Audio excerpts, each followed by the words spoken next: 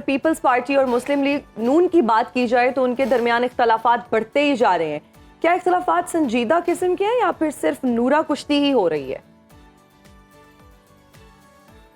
میرا تو اپنا یہ خیال ہے کہ نورا کشتی ہے.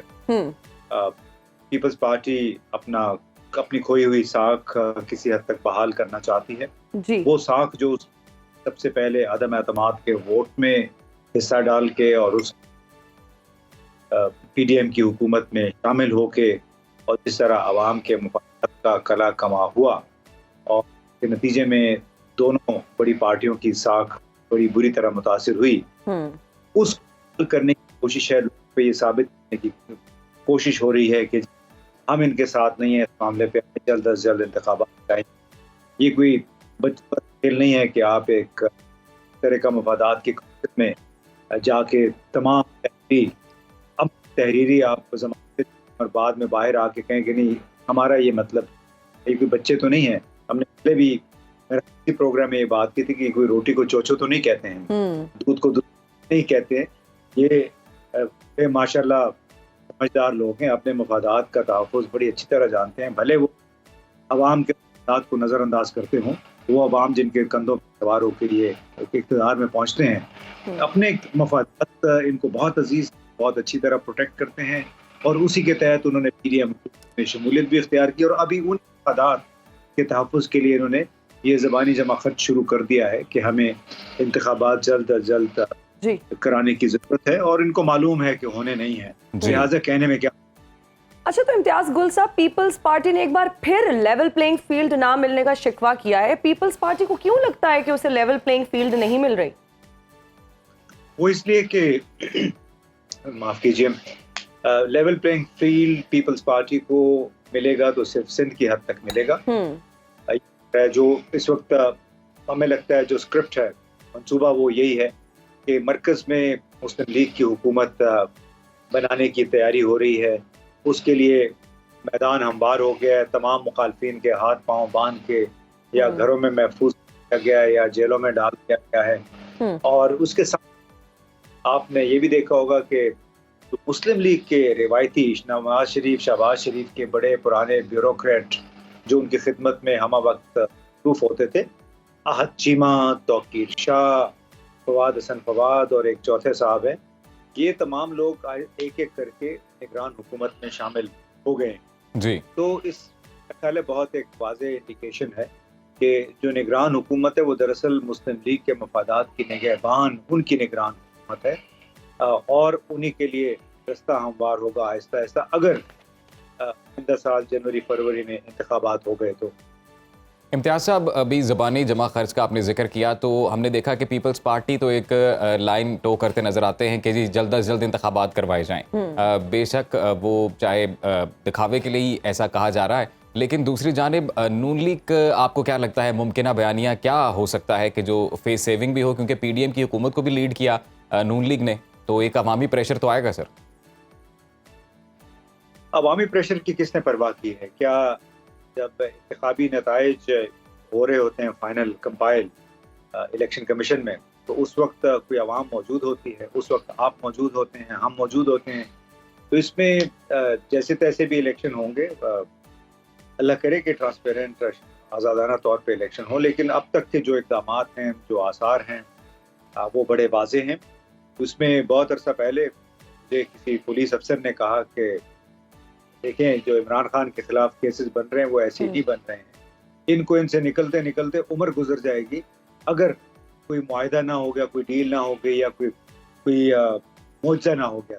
تو ابھی ڈیل بھی نہیں ہوئی، کوئی معجزہ بھی نہیں کی توقع نہیں ہے، اور گراؤنڈ جو سچویشن ہے کہ نواز شریف صاحب نے واپس آنے کا اعلان کر دیا ہے جی، اور بیانیہ یہی ہوگا کہ جی ہم نے موٹر وے بنائی تھی، ہم نے سڑکوں کا جال بچھایا تھا، ہم نے اندھیروں کو روشنی میں تبدیل کر دیا تھا. وہ الگ بات ہے کہ اندھیروں کو روشنی میں امتیاز گل صاحب، آپ کو لگتا ہے کہ بھی جو موجودہ صورتحال ہے اس پہ کوئی گرینڈ ڈائیلاگ ہونا چاہیے، تمام پولیٹیکل پارٹیز کو ایک جگہ بیٹھ جانا چاہیے، ان کے سربراہان کو، اور ایک متفقہ راستہ نکالنا چاہیے؟ آپ نے میری بات بھی پوری نہیں ہونے دی سر پلیز کنٹینیو کریں. آپ کنٹینیو کریں اس کے بعد، کیونکہ पूरी बात अगर होने दें तो बेहतर है। जी, जी, अगर जी। मुझसे बात करें तो बाकी डायलॉग जाहिर है, सब डायलॉग की ज़रूरत सबको होती है तमाम माशरों में। ज़रूर कौमी सतह पे तमाम जमातें मिल के ही कौम के जो मुश्तरका इज्तिमाई जो मसाइल होते हैं उनके हल की राह तलाश करते हैं। और अक्सर जमातें, अक्सर मुल्कों में हम देखें कि लचकदारी का मुजाहरा होता है। पाकिस्तान में भी यही होना चाहिए। तमाम सियासी जो बड़े हैं उन्हें लचक का मुजाहरा करते हुए उन उमूर पे तवज्जो देनी चाहिए जिसके सबब इस मुल्क को निजात मिले कुछ मसाइल से। लेकिन उसके लिए बड़ा ज़रूरी होगा कि इनके दिमागों में ये जो शाहाना तर्ज हुक्मरानी है ये निकले और ये ख़ुद को हुक्मरान घराने की बजाय अवाम के नुमाइंदे समझे। वो नुमाइंदे जो जब आते हैं हुकूमत में तो बिल्कुल फोकस करें अवाम के मसाइल पे, अवाम के जो वसाइल हैं उन कब्जे की और उनको अपने मन चहेते लोगों में तकसीम करने की कोशिश ना करें, बल्कि अवाम के बस अवाम पे ही खर्च करें।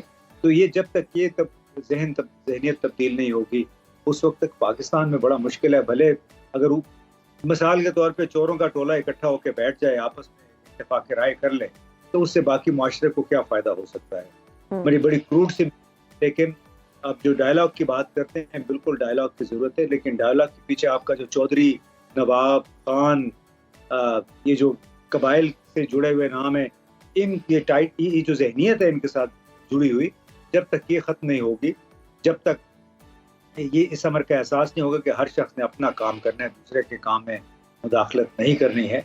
आपको याद होगा कि फरवरी नवंबर 22-23 नवंबर को 2022 में जनरल बाजवा ने अपने खिताब में कहा था कि हमने फरवरी 2021 में ये फैसला कर लिया था कि हम जो सियासत में मुदाखलत करते रहे हैं आइंदा वो नहीं करेंगे। बिल्कुल। ये बड़ा खिताब में ये कहा था। तो इस तरह ये सारा तमाम लोगों पे, तमाम सेगमेंट्स पे लागू होता है कि अपने अपना काम करें, तो उससे फिर मसाइल है वो पैदा होने की बजाय हल की तरफ जाते हैं। जी अच्छा, इम्तियाज गुल साहब ये भी बताइएगा कि नवाज शरीफ की वतन वापसी को आप किस तरह से देखते हैं और आप क्या समझते हैं कि उनके आने से सियासत में या मईशत में कोई तब्दीली आएगी? हाँ जी, पहले तो उन्होंने बड़े मौजे दिखाए थे, 3 दफ़ा वज़ीर आज़म रहे, फिर उनके भाई भी 15 महीने यहाँ रहे, 15 साल पंजाब में गुजारे। तो जितनी जबरदस्त तब्दीलियाँ, इनकलाबी तब्दीलियाँ आई हैं पाकिस्तान में जी, तो उसमें तो 2 गुना इजाफा हो जाएगा जब नवाज शरीफ साहब वापस आ जाएंगे। तो उम्मीद ये करनी चाहिए कि वो जब आएंगे तो पाकिस्तान में बहुत बड़ा इक्तिसादी इनकलाब आ जाएगा। इम्तियाज़ गुल साहब, आपको लगता है सर कि ये जो ख़राबी है किसी एक हुकूमत के दौर में नहीं हुई है, ये अरसा दर अरसा जो मामलात हैं किसी की जानिब से भी उसको सही करने की उस तरह से कोशिश नहीं की गई और ये ख़राबियाँ इवेंचुअली इकट्ठी होती रहीं और फिर वो एक लावा फूटा है जो अब सूरत हाल हमारे सामने है। और इसके साथ ही सर एक कनेक्टेड सवाल ये कि हम एक मेजर डिवीज़न देखते हैं अवामी सतह पर भी, अवाम को भी एजुकेट करने की जो ज़रूरत है वो भी एजुकेशन सही तरीके से नहीं की जा रही और एक जो इंटेलिजेंसिया है हमारी वो भी हमें क्लियर डिवाइड नज़र आती है, बड़ी ही एक्सट्रीम पोजीशन पर नज़र आती है।